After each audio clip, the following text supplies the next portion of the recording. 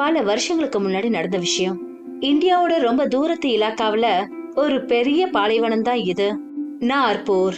இந்த இலாக்காவுல புதுமையா ஒண்ணும் கிடையாது. அங்க பசுமையும் இல்ல, ஈரமும் இல்ல, நம்பிக்கையும் இல்ல.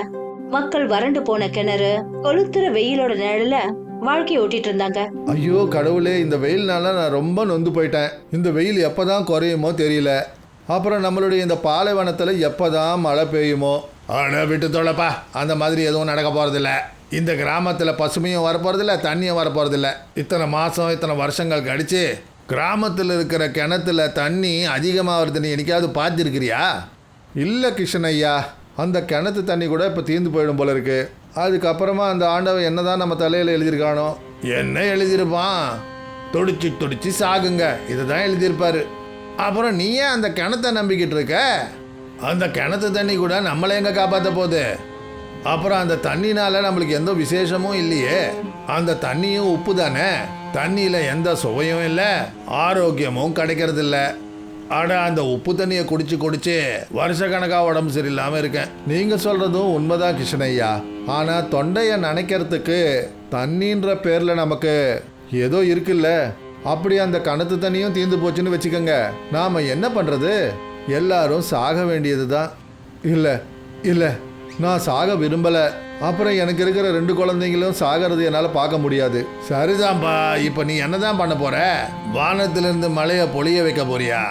உனக்கே தெரியும்ல, நம்மளுடைய இந்த கிராமம் சபிக்கப்பட்டது. அதாவது நாம் எல்லாம் இந்த கிராமத்தில் தவிக்கணும்னு, தண்ணி இல்லாமல் சாகணும்னு. கிருஷ்ணன் ஐயா, இங்கே பாருங்க, நான் எதுவும் சொல்லலை. ஆனால் இந்த கஷ்டமான சூழ்நிலையில் உங்களால் நம்பிக்கையான வார்த்தைகள் சொல்ல முடியலனாலும் அவங்களுடைய நம்பிக்கையை வீணடிக்காதீங்க. பாவம் ராமு. கிஷன் நொந்து போய் பேசின வார்த்தையை கேட்டுட்டு ரொம்பவும் கவலையாயிட்டாரு. அவர் மனசுக்குள்ள ரொம்ப பயந்தாரு. அதாவது வரப்போற நாட்கள்ல அவரும் தன்னோட குடும்பமும் எல்லாரும் தண்ணீர் இல்லாம துடிச்சு துடிச்சு சாக போறாங்களேன்னு. கடவுளே, என்ன நடக்குது இங்க? எங்க முன்னோர்கள் தப்பு செஞ்சிருக்காங்க, நான் ஒத்துக்கிறேன். அதுக்காக தண்டனையை நாங்க ஏன் அனுபவிக்கணும்? என் குழந்தைங்க ஏன் அனுபவிக்கணும்? நான் உன் காலில் விழறேன். இந்த பிரச்சனைகள்ல இருந்து எங்களை காப்பாத்துங்க கடவுளே, காப்பாத்துங்க. ராமு பயந்து போய் கடவுள் கிட்ட வேண்டிக்கிட்டு இருந்தாரு. அப்பதான் அவரோட வேண்டுதல் எல்லாத்தையும் அவங்க பையன் ஆயான்னு கேட்டுட்டான். அப்புறம் அவர் ரொம்ப யோசிக்க ஆரம்பிச்சான். அந்த மாதிரி என்ன நடந்தது? அதாவது அவங்க முன்னோர்கள் என்ன செஞ்சாங்க? அந்த காரணத்தினால இன்னைக்கு இருக்கிற சந்ததியும் அதுக்கான தண்டனை அனுபவிக்கிறாங்கன்னு அயானோட மனசுல நிறைய கேள்விகள் எழுந்துச்சு. அதுக்கான பதில்களை அவன் தெரிஞ்சுக்க விரும்பினான். அப்புறம் அதை பத்தி அவன் தன்னோட பாட்டி கிட்ட கேட்டான். பாட்டி. அட அயான் கண்ணா. ஐயோ பாட்டி, மெதுவா. எனக்கு ஒண்ணும் இல்லப்பா, நீ வாப்பா, உள்ள வா. சொல்லுப்பா, என்ன விஷயம் பேசுறதுக்காக வந்திருக்க உன்னுடைய இந்த புத்திசாலியான பாட்டி கிட்ட? பாட்டி, அப்பா சாமி கிட்ட வேண்டிக்கிறத நான் கேட்டேன். அவர் ரொம்பவே பயந்து போயிருக்காரு. அவர் சொல்லிட்டு இருந்தாரு, முன்னோர்கள் செஞ்ச தவறுக்கான தண்டனையை நாங்கள் அனுபவிக்கிறோன்னு. எனக்கு எதுவுமே புரியல. அப்படி என்ன நடந்துச்சுன்னு உங்களால சொல்ல முடியுமா? முடிஞ்சா இதுக்கு தீர்வு நான் பாக்குறேன். ஐயன் சொன்னதை கேட்டுட்டு பாட்டி ரொம்பவே உணர்ச்சி வசப்பட்டாங்க. அவங்க பெரும் மூச்சை விட்டு அவங்க அயான் கிட்ட எல்லா விஷயங்களையும் சொன்னாங்க. ரொம்ப வருஷத்துக்கு முன்னாடி நடந்த விஷயம் கண்ணா. நம்மளுடைய இந்த கிராமம் பாலைவனத்துலதான் இருந்தது. ஆனா இங்க பசுமை நிறைஞ்சு இருந்தது. கூடவே பெரிய பெரிய ஏரிகள்ல தண்ணி ஓடிக்கிட்டு இருந்தது. குளம், கிணறு எல்லாம் நிறைஞ்சிருந்தது. ஆனா அதான் சொல்லுவாங்களே, இந்த உலகத்துல மனுஷனை விட பெரிய சுயநலவாதி, பேராசை பிடிச்சவன், அக்கறை இல்லாதவன் யாரும் இருக்க முடியாதுன்னு. அப்படின்னா? அப்படின்னா என்னவா? கிராமத்துக்கு கிடைச்ச இந்த தண்ணி வரத்த கிராமத்து ஜனங்க ரொம்ப தப்பா பயன்படுத்தினாங்க. குளத்துல துணிய துவைச்சு அழுக்கு தண்ணிய குளத்துல விடுறது, வீட்டுல இருக்கிற குப்பைகளை தண்ணியில வீசுறது, குளம் அப்புறம் கிணத்துக்கு நடுவுல சூசு போறது. அதனால தண்ணி எல்லாம் ரொம்ப கெட்டு போயிடுச்சு. ஜனங்களுக்கு உடம்பு சரியில்லாம போயிடுச்சு. என்ன, நிஜமாவா? ஆமா. ஆனா இந்த கிராமத்து ஜனங்க தன்னுடைய தவற திருத்திக்கிறதுக்கு பதிலா கடவுள் கிட்ட எவ்வளவோ வேண்டுதல வேண்டிக்கிட்டாங்க. இதெல்லாம் சரி செய்ய சொல்லி யாகம் பண்ணாங்க. ஆனா அப்படி நடக்கல. ஒரு நாள் பெரிய யாகம் பண்ணிட்டு இருக்கும் போது ஒரு ஜலதேவதை வந்தா. ஒரு பெரிய அசுரரிய சொன்னா, உங்களுக்கு எல்லாம் கொஞ்சம் கூட வெக்கமே இல்லையா? தப்ப செய்யறீங்க, ஆனா திருந்துற மாதிரி தெரியவே இல்ல. இப்படி யாகம் பண்ணி கடவுள்கிட்ட வேண்டிக்கிறதுனால எந்த ஒரு விஷயமும் நடக்க போறது இல்ல. நீங்க எல்லாம் திருந்தவே மாட்டீங்க. அதனால நான் உங்களை சபிக்கிறேன். நீங்க எல்லாரும், அதாவது இந்த கிராமம் மொத்தமும் தண்ணி இல்லாம துடி துடிச்சு சாக போறீங்க. இந்த மாதிரிதான் நாங்க சாபத்துல மாட்டிக்கிட்டோம். அப்ப பாட்டி, இது ஒரு சாபம்னா இதுலேருந்து முக்தி அடையறதுக்கும் ஏதாவது ஒரு வழி இருக்கும்ல? இருக்கலாம்ப்பா கண்ணா, ஆனா இந்த கிராமத்து ஜனங்களால அது கூட முடியாதே. இவங்களுக்கெல்லாம் அழ மட்டும்தான் தெரியும், வேற எதுவும் பண்ண முடியாது. பாட்டி சொன்னதை கேட்டுட்டு அயான் கொஞ்சம் கவலையாயிட்டான். ஆனா அவன் ஒரு முடிவு பண்ணான். அதாவது மொத்த கிராமத்தையும் இந்த சாபத்துல இருந்து முக்தி அடைய வைக்கணும்னு. உடனே அவன் அவனுடைய தேடுதலை ஆரம்பிச்சான். சாபத்துல இருந்து முக்தி அடையறதுக்கான புத்தகங்களை மார்க்கெட்ல இருந்து வாங்கினான். அப்புறம் அதை படிச்சான். ஆனா அவனுக்கு எதுவும் கிடைக்கல. கிராமத்து ஜனங்க கிட்ட பேசினான். ஆனா எல்லாரும் அவனுக்கு உதவி செய்யறதுக்கு பதிலா கடவுள் நம்பிக்கையில உட்கார்ந்திருந்தாங்க. கடைசியில அயான் சோர்வடைஞ்சிட்டான். பாட்டி சொன்னதும் சரிதான். இந்த கிராமத்து ஜனங்களுக்கு அழ மட்டும்தான் தெரியும். யாருக்கும் இந்த நிலைமையை மாத்தற கவலையே இல்லை. அப்பதான் அயானோட மனசுல ஒரு யோசனை வந்தது. அப்புறம் அவன் நேரா கோவில் பண்டிதரை பாக்குறதுக்காக அங்கிருந்து ஓடினான். அங்கதான் அவனுக்கு தெரிஞ்சது, ஒரு ஜல யாகம் பண்ணணும்னு, ஜலதேவதைய சந்தோஷப்படுத்தணும்னு, அப்புறம் அவங்க நம்பிக்கை பெறணும்னு. அப்பதான் இந்த கிராமம் பழையபடி பசுமையாவும் தண்ணீரோடவும் இருக்கும்னு. நான் அந்த ஜலதேவதை கிட்ட பேசணும், அவங்களுடைய நம்பிக்கையை அடையணும். அப்பதான் இந்த கிராமத்துக்கு சாபத்திலிருந்து முக்தி கிடைக்கும். அப்புறம் நான் இதை செஞ்சே தீருவேன். பண்டிதர் அவனுக்கு சொன்ன வழிமுறைகள் படி கிராமத்தோட குளத்துக்கிட்ட போய் சேர்ந்தான். கிராமத்து ஜனங்க எல்லாரும் அயானுக்கு பின்னாடி அமைதியா உட்கார்ந்துருந்தாங்க. அயான் அதே யாகத்தை ஆரம்பிச்சான். கூடவே ஜலதேவதையோட அடையாளம் நீல ரத்னத்தை அந்த யாக குண்டத்துக்கு பக்கத்துல வச்சிருந்தான். அப்புறம் கண்ணை மூடிக்கிட்டு மந்திரங்களை சொல்ல ஆரம்பிச்சான். ஓம் ஜலதேவாய நமஹ, ஓம் ஜலதேவாய நமஹ, ஓம் ஜலதேவாய நமஹ. அயான் மந்திரத்தை சொல்லிக்கிட்டே இருந்தான். அப்ப அவன் பக்கத்துல இருந்தவங்க எல்லாம் சக்கரத்தை உண்டாக்கி அதுல உட்கார்ந்துருந்தாங்க. அப்பதான் வெளிச்சத்தோட துவாரம் ஒண்ணு திறந்தது. அதுல இருந்து ஜலதேவதை வெளியே வந்தாங்க. அயான் அவனுடைய கண்ணை திறந்ததும் ஜலதேவதைய பார்த்து அதிர்ச்சி அடைஞ்சான். நீ என்ன நினைச்சியா? சொல்லு, நான் உனக்கு என்ன உதவி செய்யணும்? நீங்க எனக்கு உங்களுடைய தரிசனத்தை கொடுத்தீங்க, அதுக்கே நான் கடமைப்பட்டிருக்கேன். அப்படியெல்லாம் ஒண்ணும் இல்ல மகனே. மக்கள் என்ன நினைச்சதும் அவங்கள போய் பார்க்கணும், அவங்களுக்கு நான் உதவி செய்யணும், அது என்னுடைய கடமை. சொல்லுப்பா, நான் உனக்கு என்ன மாதிரி உதவி செய்யணும்? நான் உங்ககிட்ட வேண்டி கேட்டுக்கிறேன், தயவு செஞ்சு என்னுடைய கிராமத்தை தண்ணி கிடைக்க கூடாதுன்ற சாபத்திலிருந்து முக்தி அடைய வைங்க. அயான் சொன்னதை கேட்டதும் ஜலதேவதைக்கு கோவம் வந்துடுச்சு. அவனை பார்த்து கோவமா பேசினாங்க. என்ன என்ன சொன்ன நீ? இந்த கிராமத்துக்கிட்ட சாபத்துல இருந்து முக்தி அடைய வைக்கணுமா? முடியாது, இது முடியாத காரியம். இந்த கிராமத்து ஜனங்களுக்கு தண்ணீரை பத்தி கவலையே இல்ல. நம்ம வாழ்க்கைக்கு தண்ணீர் எவ்வளவு முக்கியமோ அந்த தண்ணீரை இவங்க அவமானப்படுத்திருக்காங்க. அதுல குப்பைகளை தூக்கி வீசினாங்க. மாட்டேன், இந்த ஜனங்களை நான் எப்பவும் மன்னிக்க மாட்டேன். இவங்க துடிப்பாங்க, நிச்சயம் துடிப்பாங்க. ஜலதேவதையோட கோவத்தை பார்த்து கிராமத்து ஜனங்க எல்லாரும் பயந்தாங்க. அப்புறம் அவங்க ஜலதேவதை கிட்ட மன்னிப்பு கேட்க ஆரம்பிச்சாங்க. வேண்டாம், அப்படி செய்யாதீங்க, தயவு செஞ்சு அந்த மாதிரி செய்யாதீங்க. நாங்க தவறு செஞ்சுட்டோம் தான், ஒத்துக்கிறோம். ஆனா நாங்க மறுபடியும் அந்த மாதிரி தவற மறுபடியும் செய்ய மாட்டோம். நாங்க வாக்கு கொடுக்கிறோம், நாங்க தண்ணீரை அவமானப்படுத்த மாட்டோம். எங்களுக்கு கருணை காட்டுங்க. கிராமத்து ஜனங்க சொல்றது உண்மைதான். அதே தப்ப நாங்க இனிமே செய்ய மாட்டோம். நாங்க உங்களுக்கு வாக்கு கொடுக்கிறோம். முன்னோர்கள் செஞ்ச தவறுக்காக இந்த அப்பாவி மக்களை தண்டிக்காதீங்க. தயவு செஞ்சு கருணை காட்டுங்க.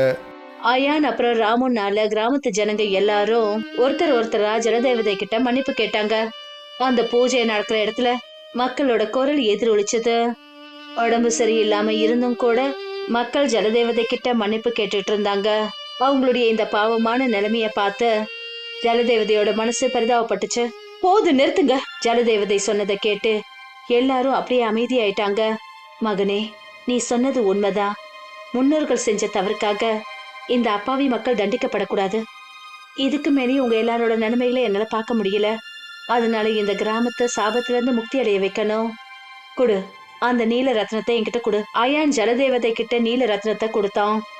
ஜலதேவதையும் குளத்துக்கு நடுவுல போனாங்க. அப்புறம் தன்னோட 2 கைகளால நீல ரத்னத்தை மேல நோக்கி பிடிச்சாங்க. கண்களை மூடினாங்க. என்னுடைய ஜலதேவனே, இந்த கிராமத்து ஜனங்க எல்லாரும் அவங்களுடைய தவறுகளை உணர்ந்துட்டாங்க. அதனால நான் கொடுத்த சாபத்துல இருந்து இந்த கிராமத்தை முக்தி அடை செய்யறேன். இனி உங்களுடைய கருணை இந்த கிராமத்துக்கு கிடைக்கட்டும். அப்புறம் ஜலதேவதையோட கண்ல இருந்து ஒரு கண்ணீர் சொட்டு விழுந்தது. அது புது சூரிய கதிர்களால பிரகாசமாகி ஆகாயத்துல அப்படியே மறைஞ்சது. மொத்த கிராமமும் சுத்தமான தண்ணீரால நிறைஞ்சது. நாலாபுறமும் புதுமையான பசுமை தோன்றுச்சு. கிராமத்து ஜனங்க சந்தோஷத்துல துள்ளி குதிச்சாங்க. மாயா ஒரு சமயத்துல இந்த கிராமத்திலேயே ரொம்ப சந்தோஷமான சிரிச்ச முகம் கொண்ட பெண்கள்ல இவங்க ஒருத்தவங்க.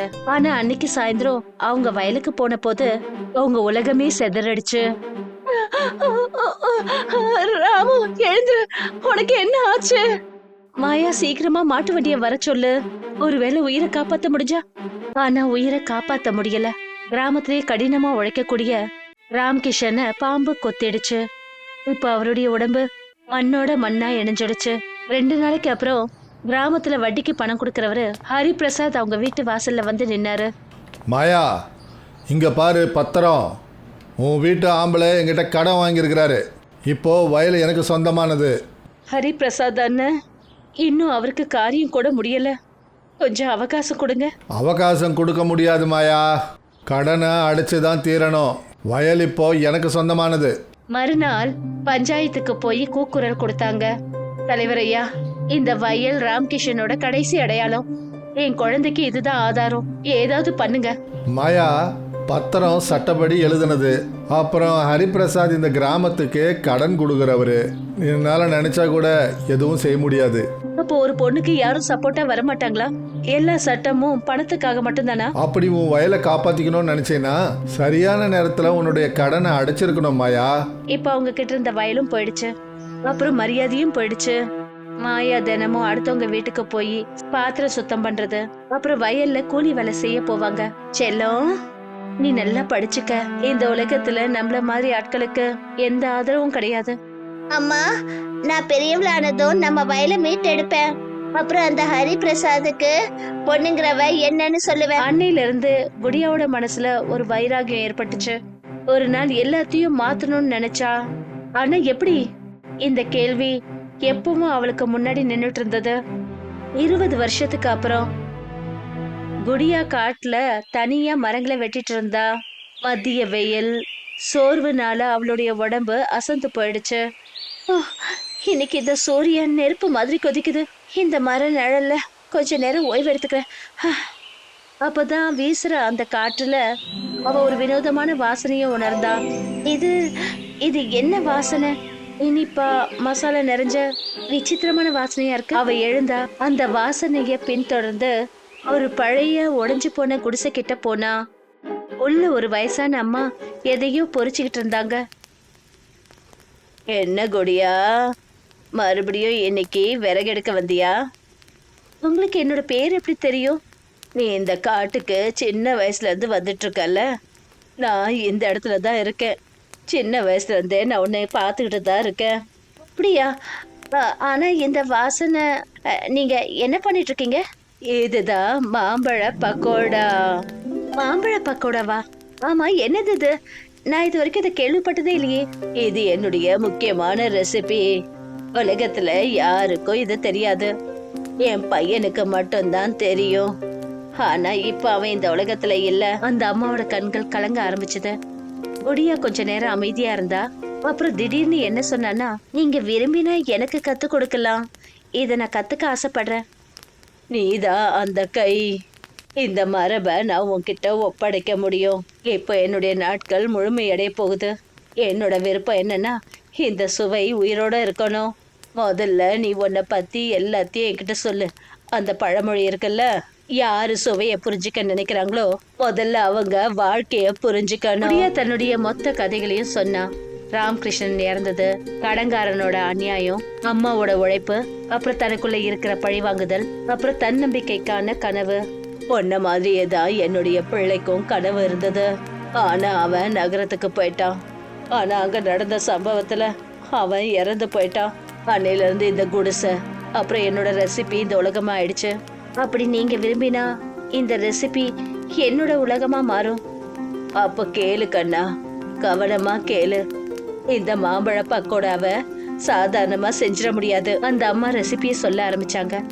ஒரு பழுத்த மாம்பழத்தை எடுக்கணும், அதை ஸ்மாஷ் பண்ணி கடலை மாவுல கலக்கணும். ஒரு பழுத்த மாம்பழம் கடலை மாவுல, அப்புறம் அதுல போட வேண்டியது ஏலக்காய், கொஞ்சம் மஞ்சத்தூள், அப்புறம் மாம்பழத்தூள், அப்புறம் இஞ்சி சாறு, அப்புறம் மிளகாத்தூளை போடணும். இப்ப மாவு தயாராயிடும். அதுக்கப்புறம் இப்ப சின்ன சின்ன பக்கோடாவா செய்ய, அப்புறம் லேசான நெருப்புல நெய்யில பொரிக்கணும், அவ்வளவுதான். இப்ப தலையெழுத்தையே மாத்தக்கூடிய பக்கோடா தயாராயிடுச்சு. குடியா முதல் முறையா அதே மாதிரியான பக்கோடாவை செஞ்சா. குடிசையில அந்த வாசனை காத்துல பரவ ஆரம்பிச்சது. இது உண்மையிலேயே மாயமா இருக்கு. இது மக்களை பைத்தியமாக்க கூடியது. கண்டிப்பா இப்ப இந்த மாயைய நான் உன்கிட்ட ஒப்படைக்கிறேன். அப்புறம் அவங்க குடியாவோட தலையில கைய வச்சு அவளை ஆசீர்வாதம் பண்ணாங்க. ஓ கண்ணு, இப்ப இந்த சுவையால நீ உன்னுடைய தலையெழுத்தையே மாத்து.